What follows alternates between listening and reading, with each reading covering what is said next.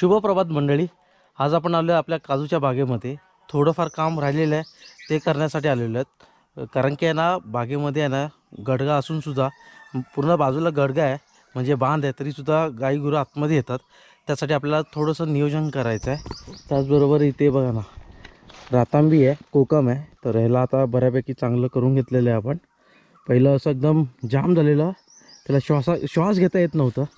तर ह्यावर्षी खूप मोठं संकट आहे कोकणवर, की काजू आहे पण आहे ना, तुरा जळतो पण आहे.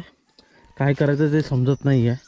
आणि आता हे बघा, ह्यांनी असे बांबू घेऊन आलेले आहेत. यांना सांगितलं बांबू वगैरे घेऊन या म्हणून. तर कालपासून आपलं हे कामच चालू आहे. काल पण बांबू घेऊन आलं, सकाळी पण. आता इथून ते पुढे जातील, पुढच्या बाजूला ते बांबू टाकतील. ते कटिंग करून आणायला सांगितलं त्यांना. कारण की गाई गुरं जे उड्या मारून येतात ना, तर तिथे दगडं ठेवले तरीसुद्धा ते येतात. मग आपण काय केलं नियोजन, की असं बांधायचं तिथे. कपडा पण काल विकत घेऊन आलो आहे आपण. पण ह्यावर्षी आहे ना, बहुतेक कोकणवर मोठं संकट आलेलं आहे. काजू बघा, आहे काजू, पण ज्या प्रमाणामध्ये, म्हणजे गेल्या वर्षी जो काजू होता तेवढा काजू ह्यावर्षी नाही आहे. निसर्ग आता बदलत चालला आहे. हे बघा, तुरा बघा कसं सुकत चाललं आहे बघा ना. काय करायचं आता. हे मागून येणारे काजू आहेत, हे आले तर ठीक आहे, पण जास्त करपला नाही पाहिजे उन्हामुळे. उन्हामध्ये करपतो आहे ना, त्यामुळे प्रॉब्लेम होतो आहे बघा.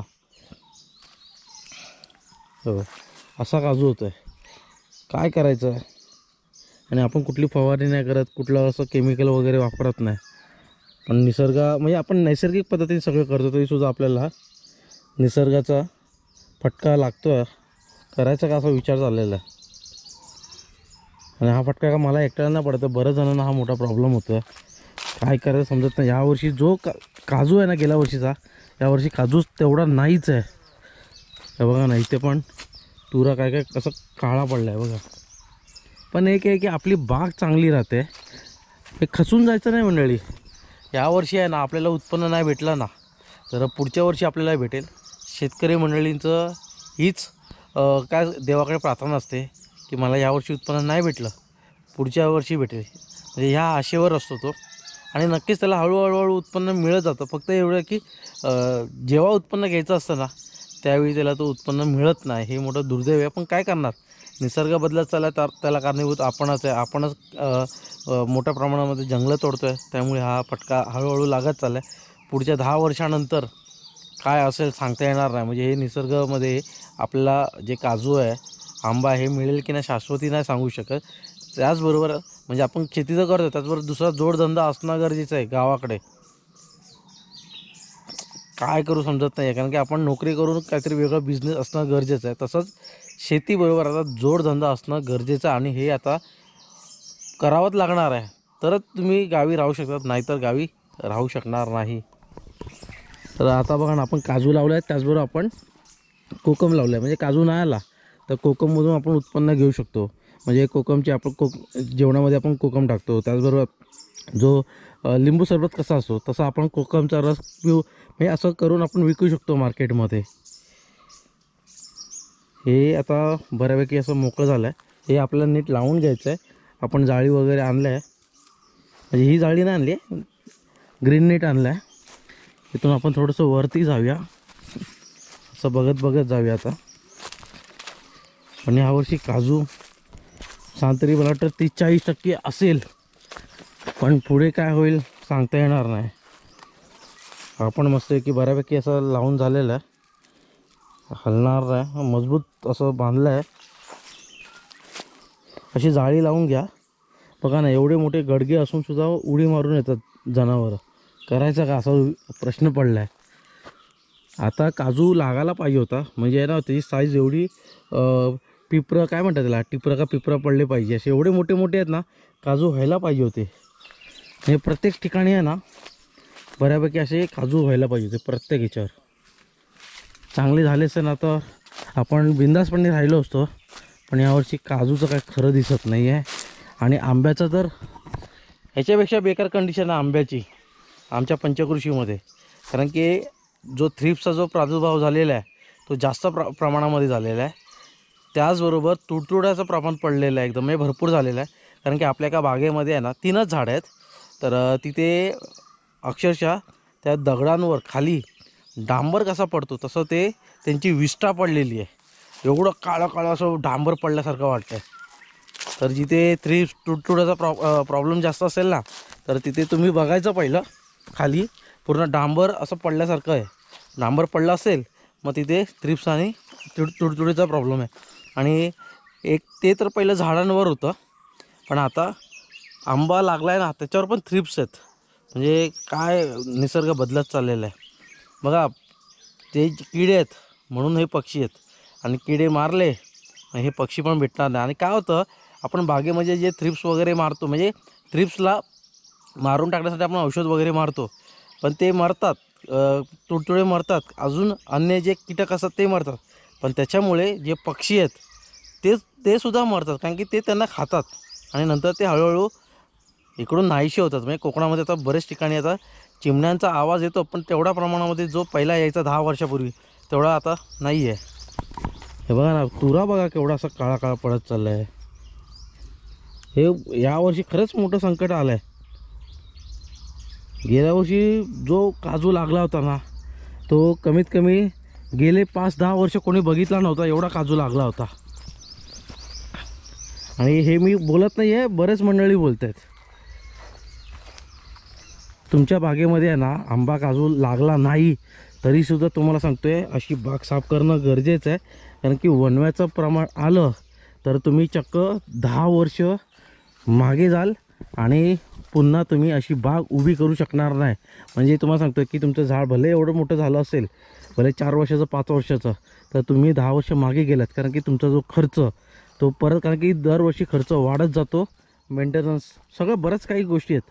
तर ते होऊ नये म्हणून तुमचे लाख रुपये असे तुम्ही माणसं ठेवल्यात गावातले, किंवा आता मी नेपाळी ठेवलेले आहेत, असे माणसं घेऊन तुमचे भले तुमचे लाख रुपये गेले 5-6 महिन्याचे तरी परवडेल. कारण की आपली बाग चांगली असणं गरजेचं आहे.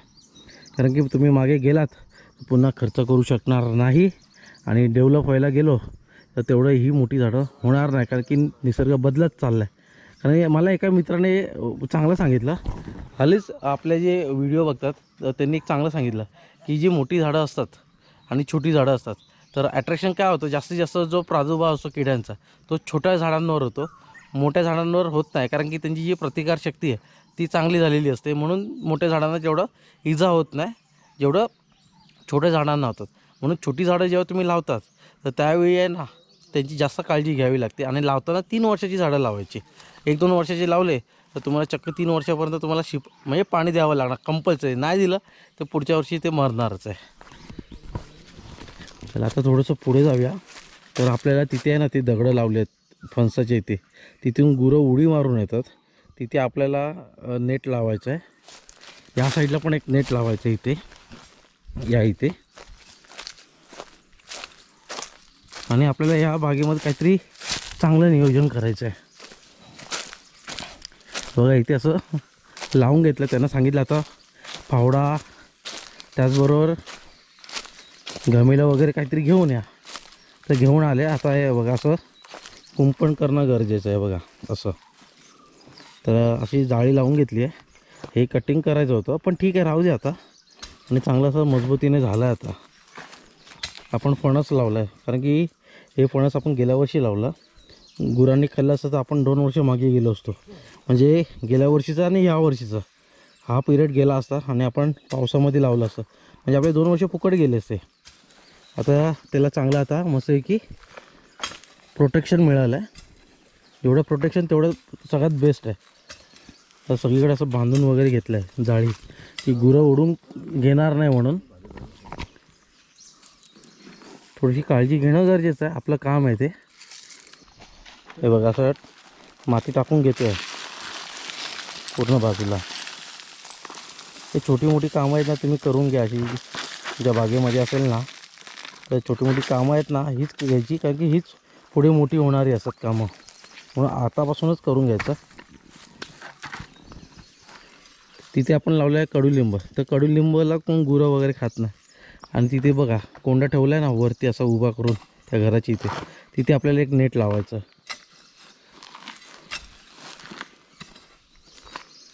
तर तुम्हाला दाखवतो नेट.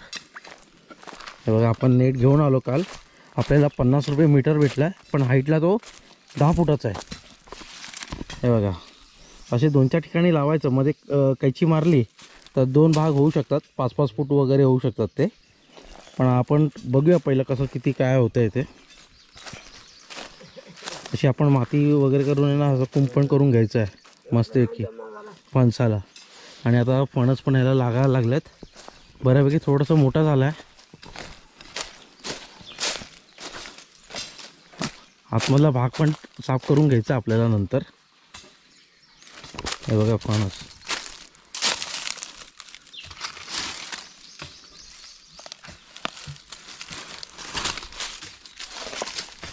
इथे मग फणस लागलेत बघा. बऱ्यापैकी आता फणस म्हणजे साईज चांगली झाली त्याची. आपण काय करतो, फणसाचे तळलेले गरे बनवतो आणि मार्केटला आपण आपले जे ग्राहक आहेत, कस्टमर, त्यांना आपण देत होते. आता ह्याला कटिंग करायचं आपल्याला. हे वरचं भाग आहे ना, तो सुकला आहे, तर इथून कटिंग करून घ्यायचं आपल्याला. या इथून जेवढं सुकलं आहे ते कटिंग करून घेतलं तर बेस्ट आहे. कारण की खाली जिवंत आहे, वरतून असं तो खाली येत जाणार, सुकत जाणार. म्हणून आपल्याला मध्येच कट मारायचं आणि वरती कलर मारायचा आहे. म्हणजे ब्लॅक जापान किंवा अजून बरंच काय काय असतं कृषीमध्ये मिळतं. तर त्यांना सांगायचं की झाड कापणार आहे, तर त्यासाठी आतमध्ये किडा जाऊ नये किंवा काही प्रॉब्लेम होऊ नये म्हणून त्यांना विचारायचं. चुना वगैरे येतो, म्हणजे खायचा चुना नाही, वेगळा चुना असतो तो येतो. इथे मग फणस यायला लागेल, बारीक बारीक आहेत, छोटे एवढे साईजचे आहेत, वरती आहेत. बघा काजू, बऱ्यापैकी आहे काजू. हे मी प्रत्येक वेळेस सांगत आलो आहे. हे बघा, इथे मोर सुकला आहे. म्हणजे किती काजू असे वाया गेले. उन्हाचं प्रमाण वाढत चाललं आहे ना दिवसेंदिवस.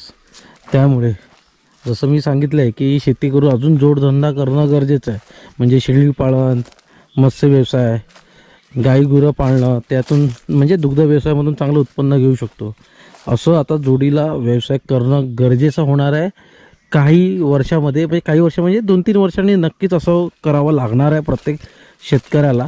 आणि असं केल्याशिवाय काहीच होणार नाही. हे बघा, असं आपण बांधून घेतलं आहे, कटिंग करून घेतलं. पहिलं असं मोजून घेतलं कारण की वाया जाऊ नये, कारण की आपल्याला 1-1 इंच पण महत्त्वाचं आहे, कुठे कमी पडू नये म्हणून. इथे आपण असं कटिंग करून घेतलं आहे, इथे लावलं आहे. आता गुरं इथे आतमध्ये येणार नाही. तिकडे पण लावायचं आपल्याला त्या इथे. फक्त येताना घाईमध्ये कैची विसरलो आणायला. कैची आणलं असतं तर खालचं ते बरोबर कट झालं असतं, कोयतीने कट करावं लागते.